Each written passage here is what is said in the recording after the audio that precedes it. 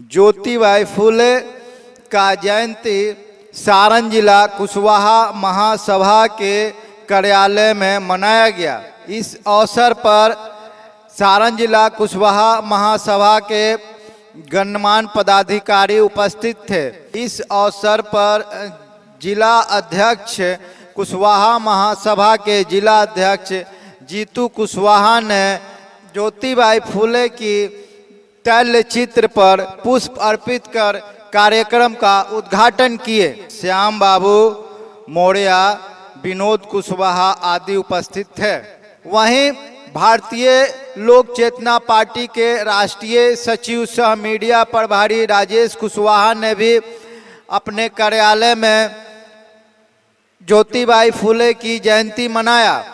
साथ ही सम्राट अशोक विकास मंच के राष्ट्रीय अध्यक्ष राजेश कुशवाहा ने ज्योतिबाई फूले के तस्वीर पे माल्यार्पण किया और गणमान्य सभी पार्टी तथा सम्राट अशोक विकास मंच के कार्यकर्ता उपस्थित थे। धूमधाम से ज्योतिबाई फूले की जयंती को मनाया गया। ज्योतिबाई फूले एक भारतीय समाज के उन महासुधारकों में से एक थे जिन्होंने अपने विचारों और कार्य और सामाजिक के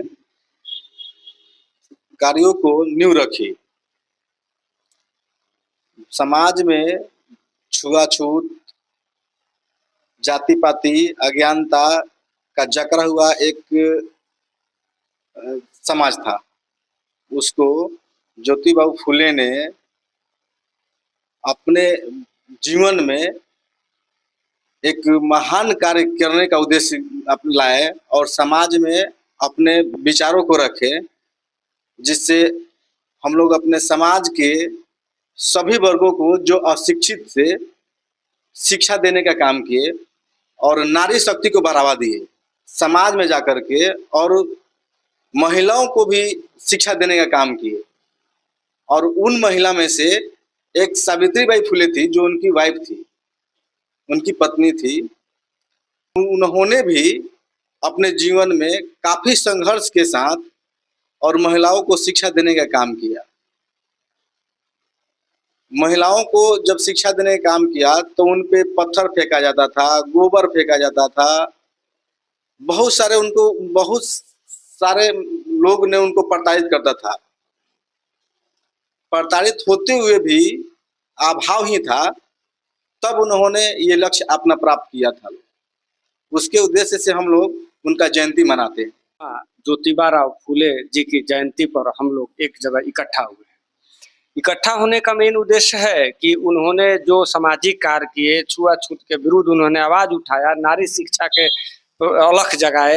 जब उन्होंने नारी शिक्षा का अलख जगा रहे थे तो उस समय परिस्थिति ये थी कि पुरुष लोग नहीं पढ़ रहे थे। उस समय गुरुकुल की एक संकल्पना थी। तो गुरुकुल से मतलब कि जो मैंने संपन्न वर्ग, संपन्न मतलब कि राजा और कुछ वर्ग ऐसे थे, उन्हीं को पढ़ने का शिक्षा का अधिकार था।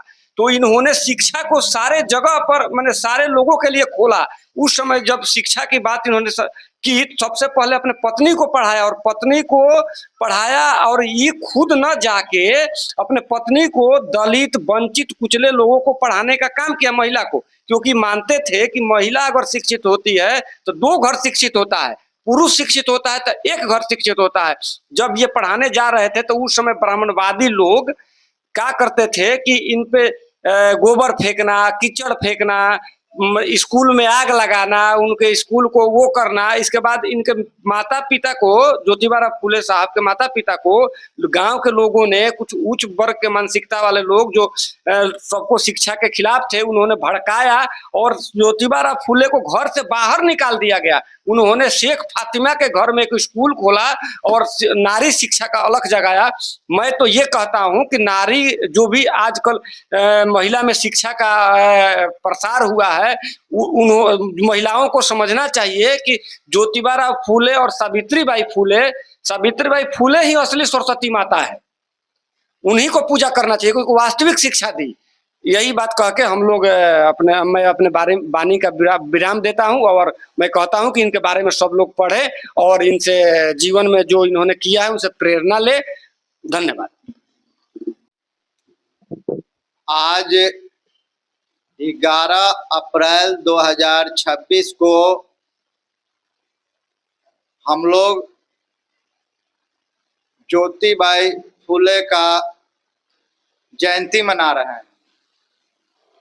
ज्योतिबाई फुले शिक्षा का अलख उस समय जगाने का काम किए थे जब सामंतवादी लोगों ने SC ST बैकवर्ड क्लास के लोग, दलित महादलित के लोगों को शिक्षा से बहुत दूर रखे थे। भारत में शिक्षा का आरंभ जो है दलित, SC ST, पिछड़ा, अति पिछड़ा लोगों के लिए इन्होंने स्कूल खोला, अपनी वाइफ को शिक्षा दिए और वाइफ भी इनकी जो है महिलाओं को शिक्षा देने का काम किया इन्होंने। सामंतवादियों ने जो है बहुत सी तरह से इन लोगों को परेशान किया, त्रस्त किया, ताकि भारत में जो है महिलाओं को शिक्षा न मिले।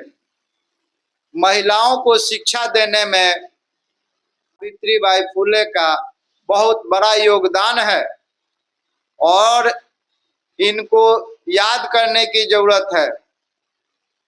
और एक्चुअली में मानिए तो माँ सरस्वती जो है वह सावित्रीबाई फुले ही हैं। आज हम लोग के बीच जो दलित महादलित की महिलाएं जो शिक्षित हो रही हैं, उनको शिक्षित करने के लिए भारत में सर्वप्रथम इन्होंने ही जो आरंभ किया था।